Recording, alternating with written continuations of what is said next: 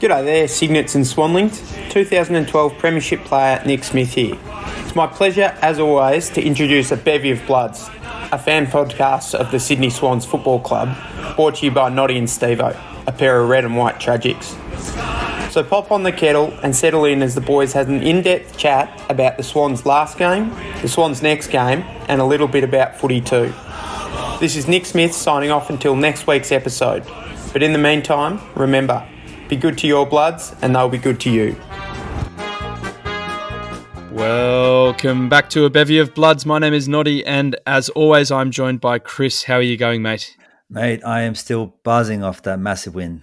I can't get enough of it. How about it was unbelievable, wasn't it? In this episode number 55, we'll be doing a review of that huge prelim win over the Pies. So fluff up your tail feathers and settle in for a potentially biased yarn about all things to do with our beloved bloods. Last Saturday afternoon at a sold-out SCG, our Sydney Swans defeated the Collingwood Magpies by one single point, with us scoring 14-11-95 to their 14-10-94. All right, first impressions. What do you think of that? Well, look, we were all nervous as hell. Every Swans fan we met, all of our friends, everyone were nervous, we were anxious. We were so worried about the Pies and what they're going to bring, and coming up to, our home ground. It's between all the junk that was happening with ticketing and everything else. And I think a big part of that, and me personally, was that I didn't want to be just another chapter of this fairy tale that the AFL was driving around the Pies. The Pies are coming out of nowhere, which arguably they didn't, and have just started dominating the game, winning all these games by small margins. I didn't want that to be our legacy for 2022. Well, look, as it turns out, we get to write them into our own story. 1 point for us to win that game.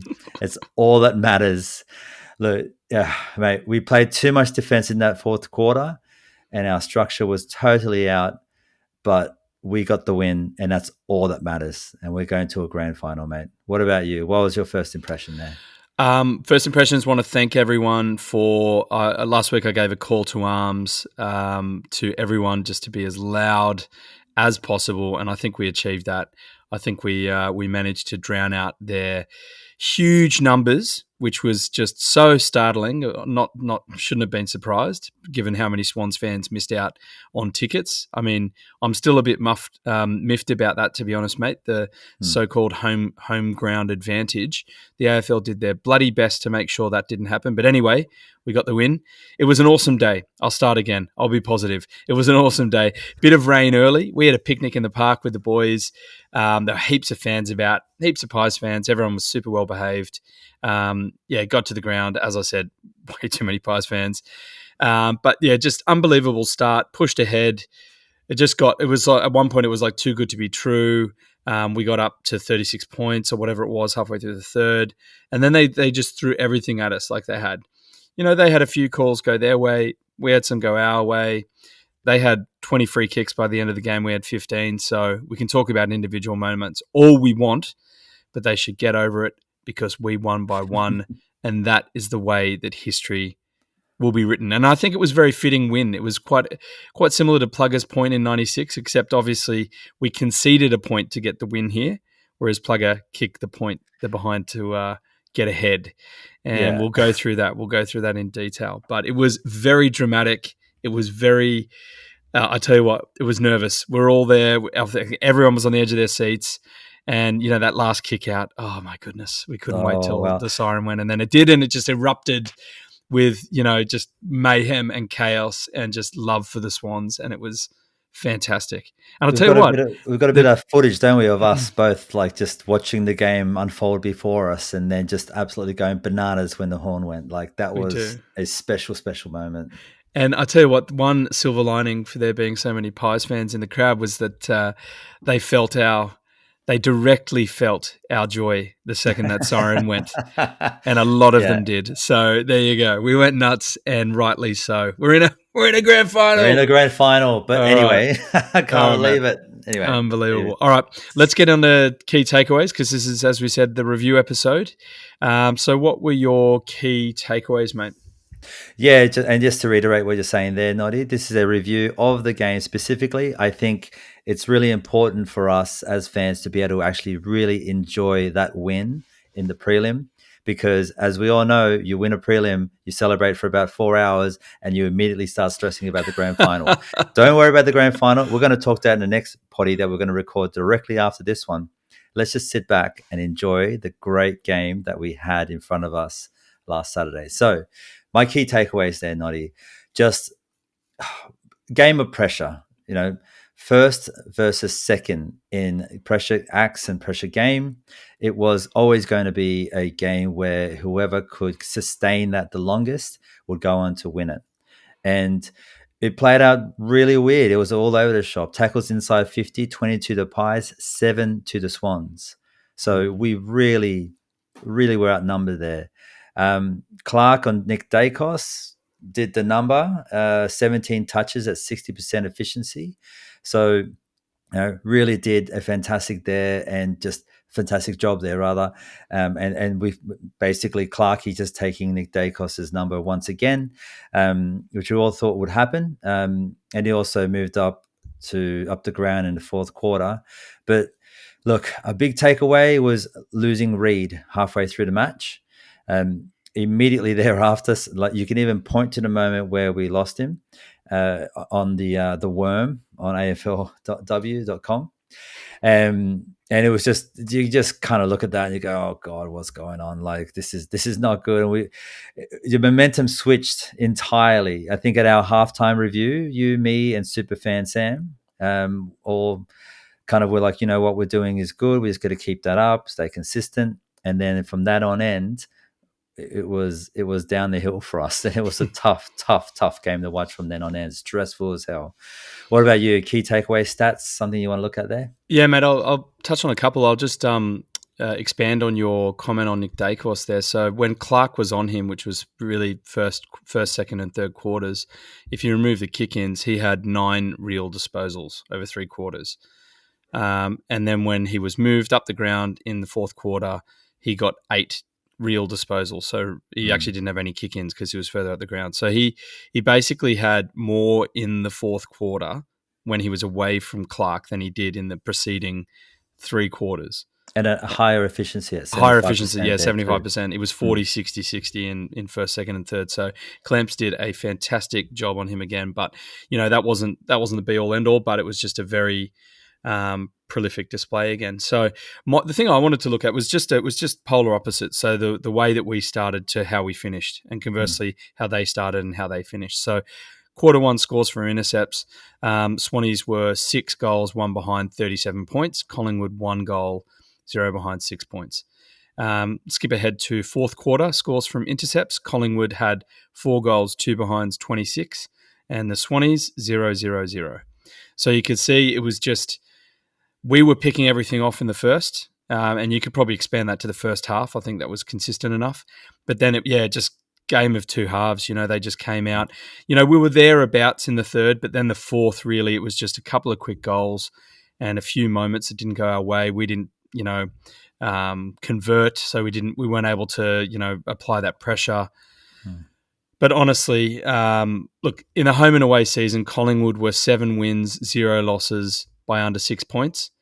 But again, as the history books will write and have written, lost both finals by under a goal. So home and away only counts for so long, doesn't it? It does. It's brutal like that, isn't it? Football is a brutal industry. Look, in that fourth quarter, you could see it. You could see the gameplay. You could feel it. The Swans just tensed up. They entirely tensed up. We started playing defensive. We started trying to control a bit more. We tried to, waste a bit of time. And every time that the Pies got close to it, they just picked it up, ran with it, and then we were always on our back foot. We were always playing defender. We were always running, basically tagging a guy and trying to run into space wherever he was going. They were always a couple of feet ahead. And that was our game. And we've got away with a couple of lucky moments there, didn't we? Like with the Papley mark to score that goal.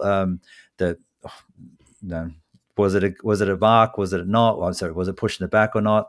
It's questionable, but it is what it is. The body mark on the wing there as well, contested, that was fantastic. And Buddy also had a couple of overheaders along the way.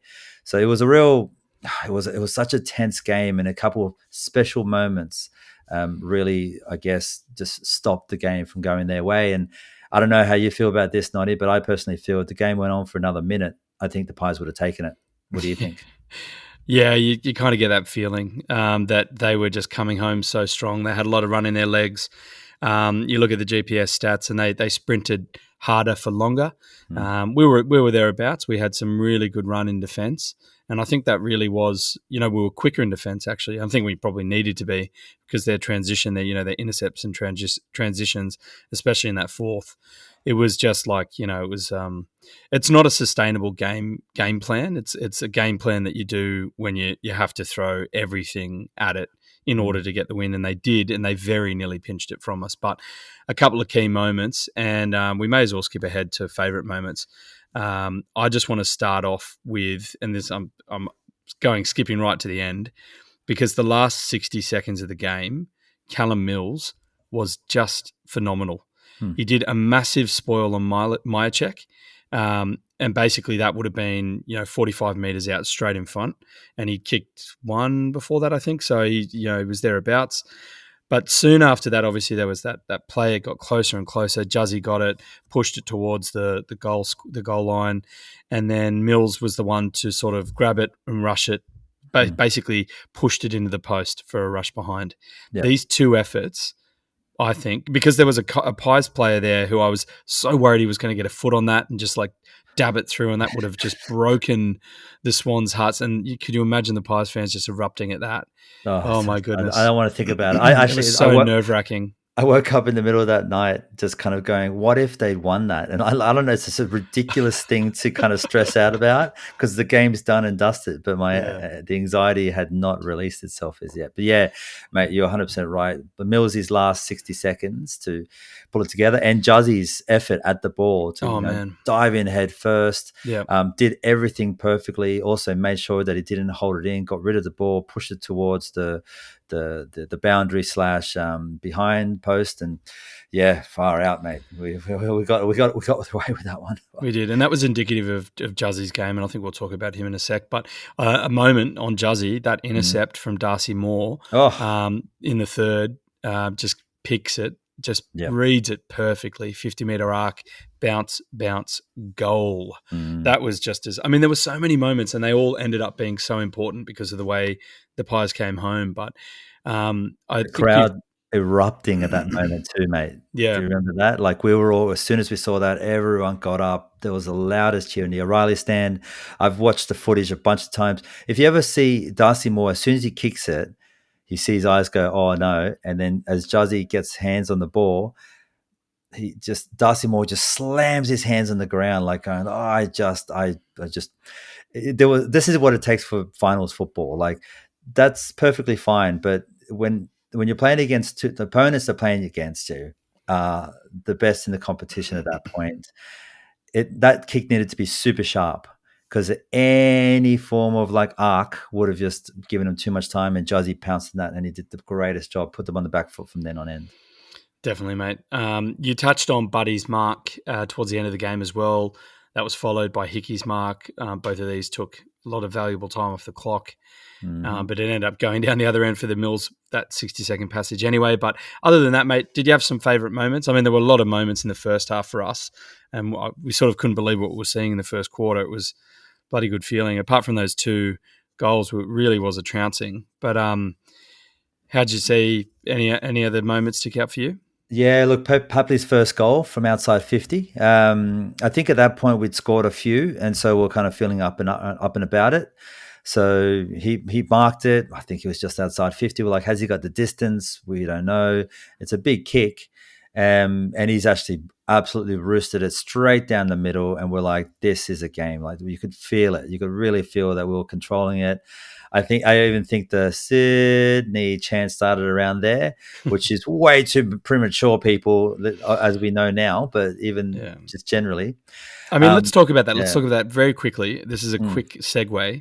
The Sydney, that was like when I was growing up, that was the thing, that was the chant you did at the end of the game when the game was won. Yeah. And you didn't do it sooner because it was like, if you don't do it too soon, because then you run the risk of losing the game. These days, it's almost at any other point. And look, to be honest, we kind of needed to bring it in earlier just to combat the Collingwood, all that nonsense. So, look, I just sort of threw caution in the wind and went with it. But well, we didn't have much of a choice. The whole crowd was going crazy for it. We had to drown out those Pie supporters. Like, those Pie supporters are damn loud. Like, on this segment anyway, the Pie supporters were so loud, and they came in, as you said, droves, thanks to Gil. So there was a genuine buzz in the air. We kicked off a few chants from where we were. You can hear my voice right now is in a bad shape. But we were going off, and everyone around us was getting involved. There was no half effort. There was a full family affair by the Swans to get over the Pies, and I think we did. I think our cheering must have made a difference, mate, because it was raucous. It was loud. It was wonderful. One of the best, probably the best feeling I've ever had the SCG in terms of crowd involvement ever. Ever. Outside of Buddy's 1,000, but that's that's true. Yeah.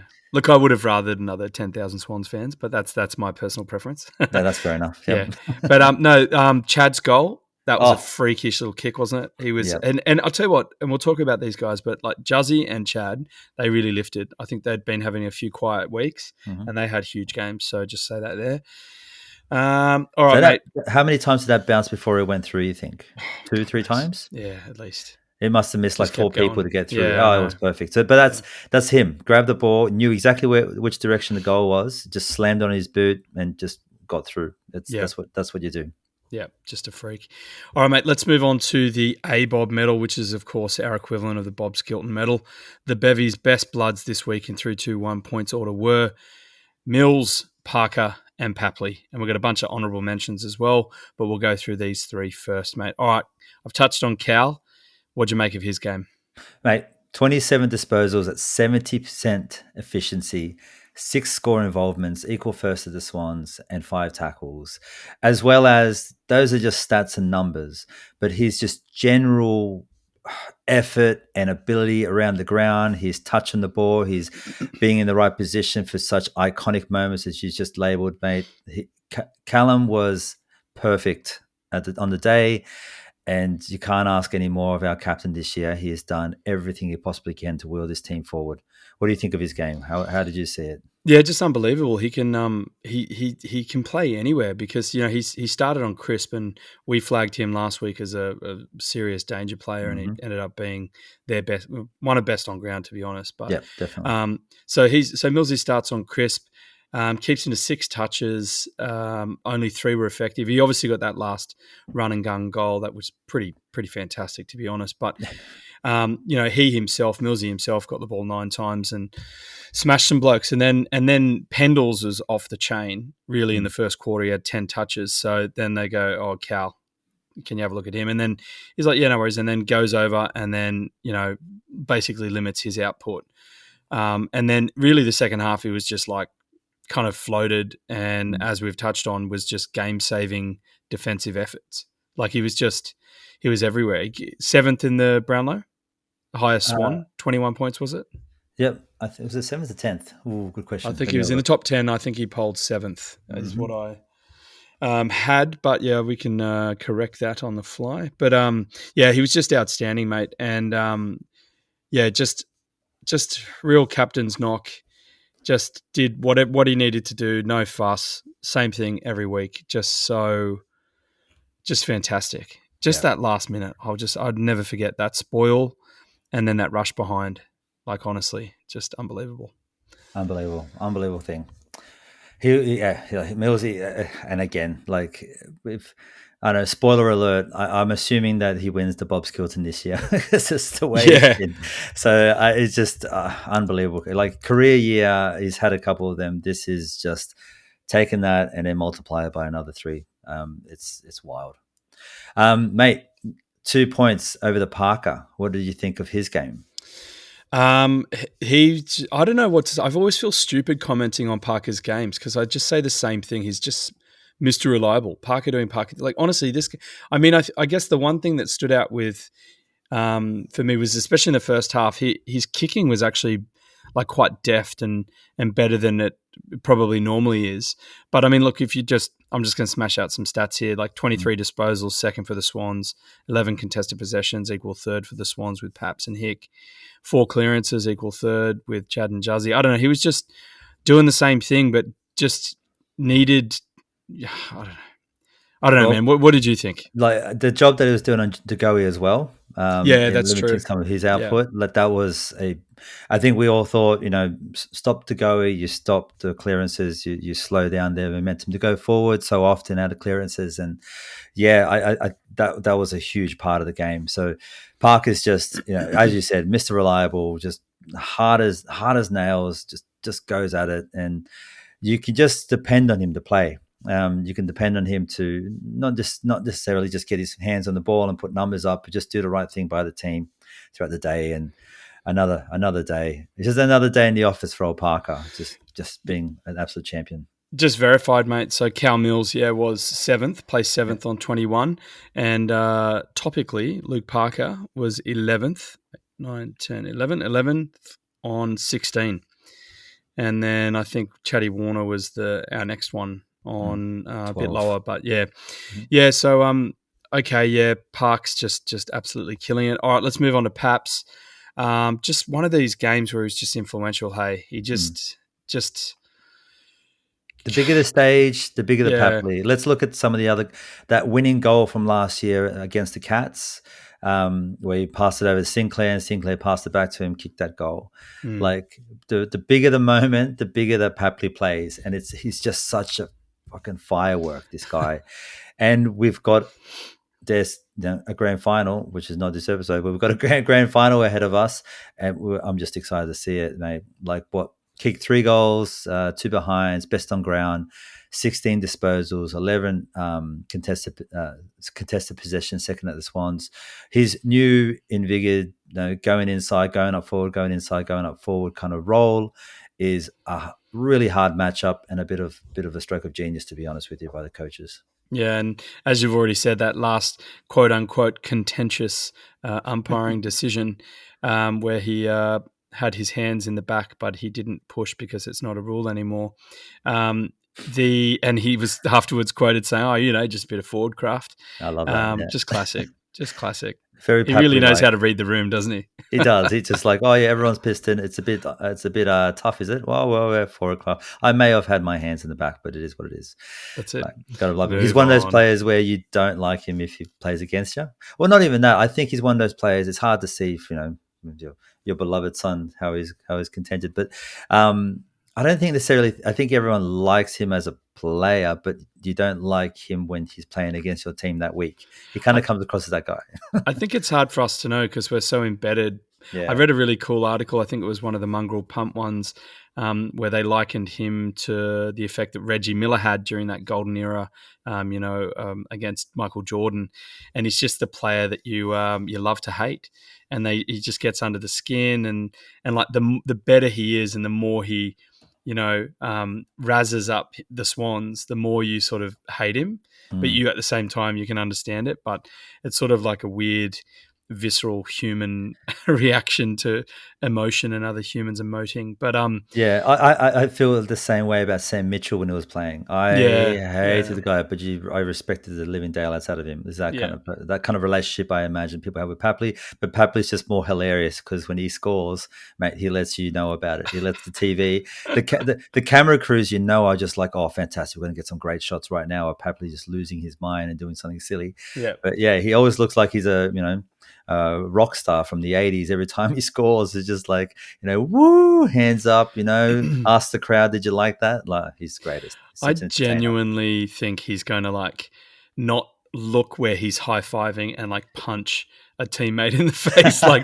it's like the force that he like gives a high five. But love it anyway. All right, mate, let's get on to honourable mentions because we've got a bunch. Rowie, Goulden, Warner, Buddy, Juzzy, Clark. All right, take whoever you want. Look, Rowie, 27 pressure acts, 18 disposals, 10 tackles, 13 contested possessions, first at the Swans, 6 clearances, first at the Swans. Rowie is unlucky to get a biscuit here in the A-Bob.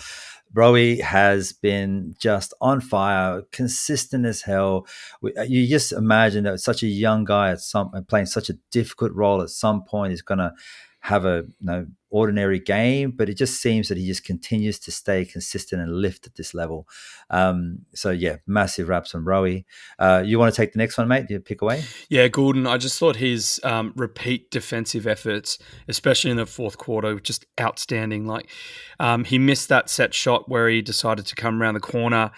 He almost got that goal. Remember in the fourth that went high, and I think Murphy touched it. So imagine if he added 2 goals to 20 touches, all his pressure acts, it would have been an outstanding, prelim performance. But not to take anything away from him anyway, because it was just, his effort around the ground was, it was just visible. Amazing. And palpable. Yeah, it was unreal. His massive tackles on people, like he was there, he was trying to hurt, and that was good to see. Yeah. Look, I'll take Warner. 22 disposals, 12 clear contested possessions, 9 inside 50, second with Chris from 10 on ground. Yep. And 1 goal. Warner was really, really, really good. I'm surprised they didn't put more time into him. He kind of got away a bit. He was first with meters gained as well from memory. He was able to play his game, and he did some damage along the way. So it's one of those ones where you can't let him do that. And I just wonder what the matchup for next week is going to look like with him, Atkins or whatnot. But he's definitely had a great game, and just another consistent one with Rowie and his skill sets of going forward.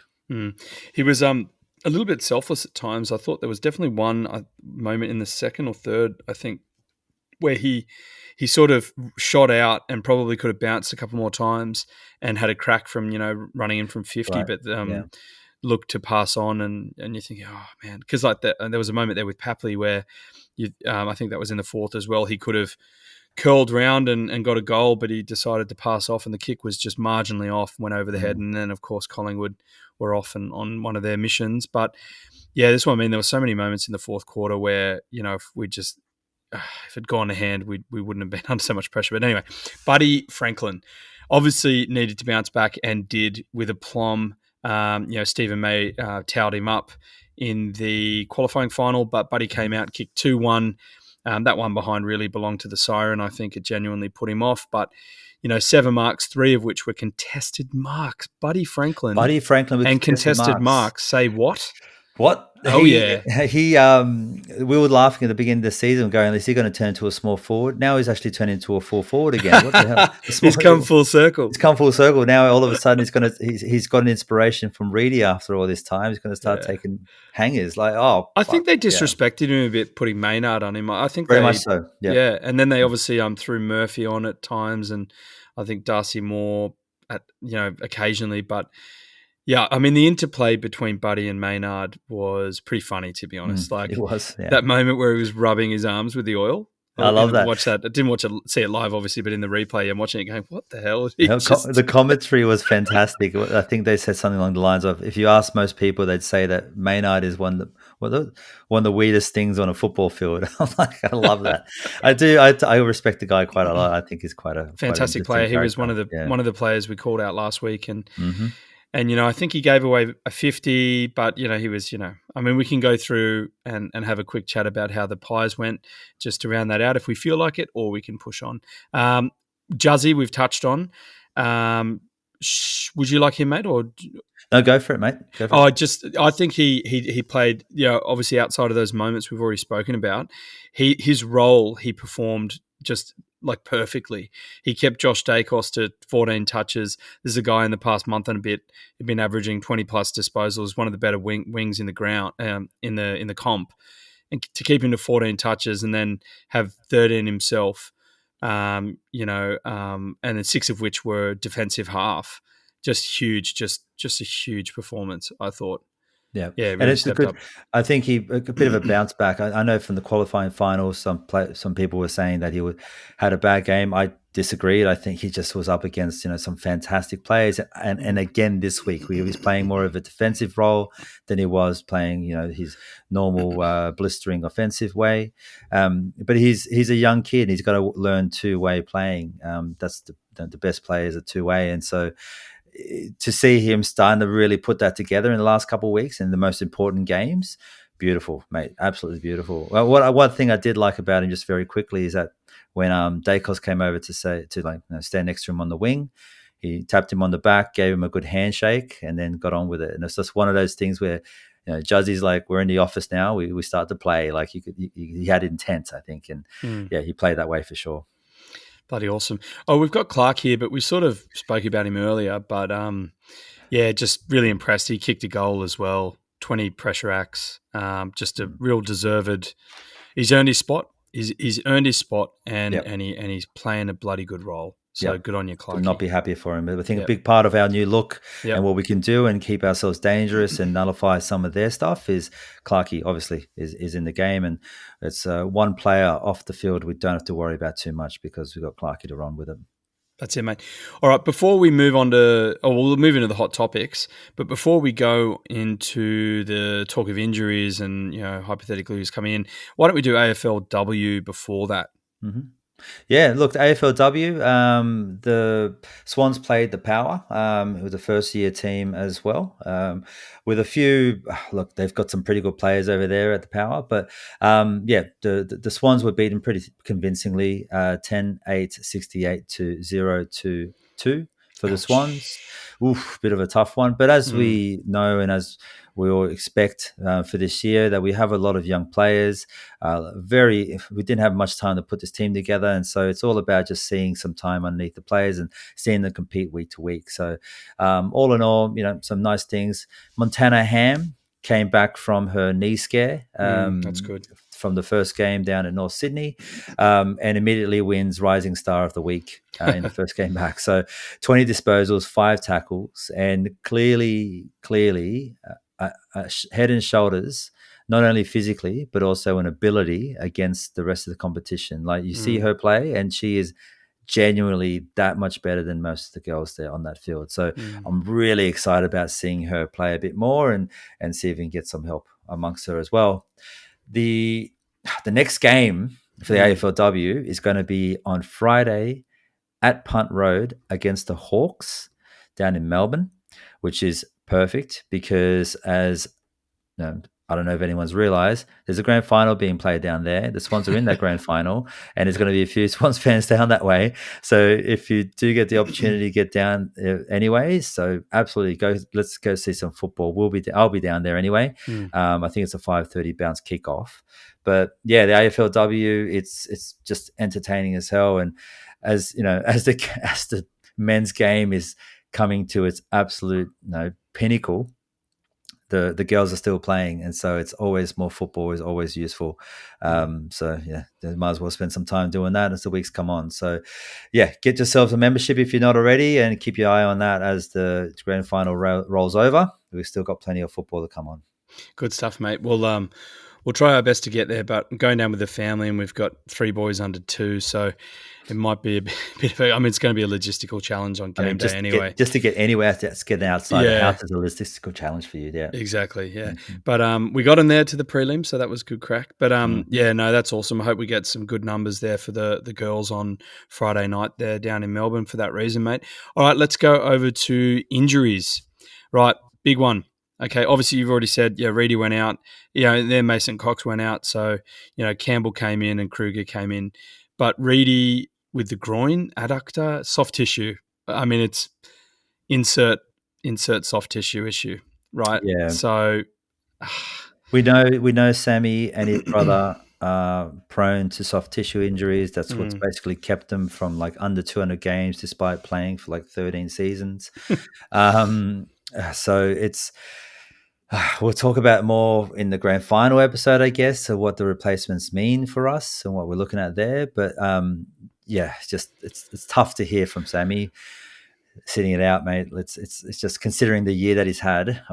Just my heart hurts a bit for him. But So he's do you hoping think the like same. how serious? Like has he been ruled out, or is it still just wait and see? No, from my understanding is that it's entirely they're going to give him as much time as he needs to get on the pitch. Yep. So I'm assuming he'll be named on the team if it's seemingly okay, and then if at best get pulled just beforehand. And I did see something on Twitter where someone had bumped into a physio from the Swans. This is actually what they said. How real this is, please take this with a grain of salt. But someone on Twitter did mention that they bumped into a physio. The physio said they're quite confident that he's going to be okay, but they're being cautious with him. So we don't have a lot to work with here. That's the best we've got. But if Sammy can play out another one. I did notice though when he did come off, it seemed like he wanted to come back on again, and he was getting ready to, but they pulled him out. They pulled him, yeah. I'm assuming they put him out because they're just preventive. Preventive, precautionary, just didn't want to make it worse in case it did get through. And Mm. at that point in the game, we were convincingly ahead. We were ahead by 40 odd or so. So yeah, I can understand why they did that at the time to be precautionary, but as it turns out, we ended up winning the game only by 1 point. But we still won the game. We still won the game. That's actually, important. I will say, I thought Campbell came on and had a pretty good, he got caught holding the ball that time, and then there was a 50 because they couldn't hear. But other than that, he had some really nice touches and about seven or so disposals. So I thought he came on and looked lively. Yeah. Anyway, all right. So are we going to talk about if Reedy's out, who's coming in? Are we going to do that here, or? I think we did on the grand final side. What do you think? I don't know, mate. Yeah, this is sort of. I mean, it's a huge question for us in the scheme of the podcast, but really, it's who knows, mate. All right. Well, let's park it. Let's do it in the next one. Okay. So, what other news have we got here? I mean, this also I think we could go over into the storylines. Well, yeah, I guess so. But I mean, I guess it's one of the hot topics that Franklin actually signs on for the 1 year on top. That's happening. So we did a couple of videos when the rumor started that he was looking at going to Brisbane, but Brisbane had never heard of it. He wasn't unsure whether he was going to play again, but that didn't come through any like proper AFL media. That news came through the fucking weather desk at Channel 7 Melbourne or whatever. Like, none of this made any sense. Like, no one was convinced. And then what Buddy was saying at the press conference was that his decision was mostly pending on not whether he was staying at the Swans. That was never a question. It was always dependent on whether he wanted to play again. And as the seasons rolled on, as he's obviously looking fit and the team's firing off, then he got excited, signed the dotted line for another year. So yeah, we don't know what the price of that is as yet, but he's sticking around for another year. So yeah, makes us all happy. It looks like he was going to finish off as a Swan, as a 2-team player. Yeah, that's awesome. No, I think that's fitting, and hopefully they've come to an agreement that's reasonable and fair for the players and everything, the other players as well, and the club in general. But at the same time, rewarding him for his effort, and you can't take anything away from him. He's kicked another 50 goals, so it's pretty unbelievable. But no, it's awesome. That's great. One more year. As it was. 1 more year. That's it. That's all we needed to hear.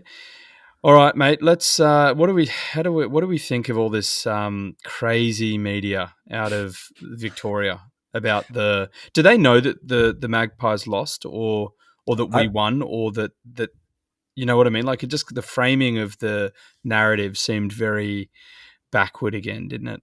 Yeah, look, the carrier pigeons mustn't have made their way down to Melbourne as yet, because they don't know that the Swans have actually won, right? Like, AFL 360, Robbo was banging on about how amazing the Pies were. Dude, they lost. What the hell are you talking about? Like, yes, they were amazing. Yes, they had an incredible season. Yes, it was a fairy tale in a lot of aspects, but they still were beaten by a team just as young as them and arguably younger. That have flown under the radar, that have come from lower down the ladder, that had less moving pieces running, that are running it based on their own internal talent. I mean, arguably Pies and the Dacos and whatever, but their internal guys with the academy, Blakey, Heaney, Mills, freaking Goulden, Braden, like all of these fantastic players. You know what? We actually won the game. Can we just get someone at AFL.com to write an article about it? Because I don't think that exists yet. It's ridiculous, mate. Yeah, and top it off, McRae wins Coach of the Year. Of course he does. Season isn't even finished yet. There's two pretty good coaches left, and we're going to talk about that in the grand final preview. But I guess it's the same way that they I don't know. They waited until now to the Brownlow at least is like, only it's to the end of the home and away season. If that were the case, I mean, is that what the coaches are judged on? I'm guessing so, because it's weird timing, right? So. The Pies finally bow out, and then they go, "Oh, by the way, McRae's Coach of the Year," and you're thinking, "Hang on, he lost against this other guy, though."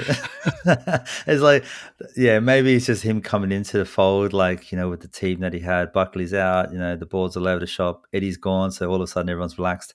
Yeah, I don't know, mate. Okay, question for you. I'll say personally, I think he deserves it. Yeah, but what do you think? Oh, look, it's an amazing bounce back, for sure. Like, what is it, 17th to 3rd? But as Steve-O pointed out today, it was a lot of beating off about Collingwood's 17th to 3rd story. But in the past 5 years, they've finished 2nd, 3rd, 6th, 17th, and then 3rd. So really, 2021 was the anomaly, not this year.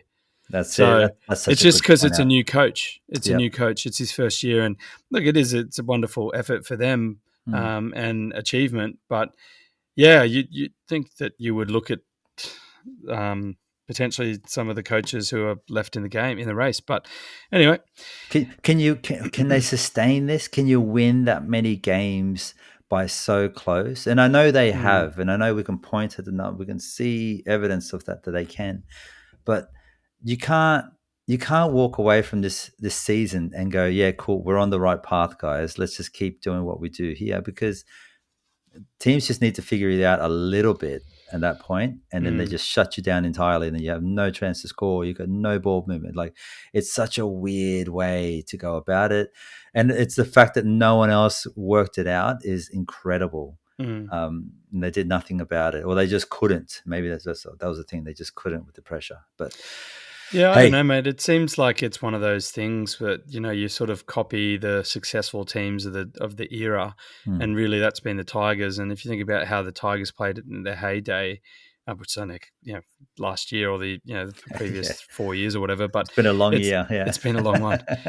But it's that kind of fast ball movement, pretty courageous, and then just belief. And so they've obviously bought into this to fly McRae's vision and his mission, and it's good. It's just, they're the biggest club and they're the most vocal. And, sometimes it's not great when a club like that is going well, because they let you know about it. But, yeah, look, is it sustainable? Who knows? We'll only find out next year. But they've got a few pieces missing. They'll probably still need to look for a key forward. Looks like they're squeezing Grundy out because of, very poor list mismanagement. Ned Guy basically just jumped over the back fence and ran away and left a burning, left Holden Centre a burning mess. Took off with a bag of cash himself and just. He did, and now he works at Docklands. He works at, isn't he head of recruiting or something? Ridiculous. Oh, it's unbelievable. Well, they're flying out the door anyway, so it's a real shame, because the Dockers have a good chance ahead of them, but they're losing a lot of young talent. So, look, hey, Noddy, I got a question for you, if you don't mind. What's better than beating Collingwood? Beating them by 1 point, my friend. It was the best, that game. Can we just enjoy it a little bit more? I thought it was a trick question. I was like, beating the Cats in the grand final? No, it was unreal. It was unreal. It was a classic. It was an instant classic. The journos at least gave us that.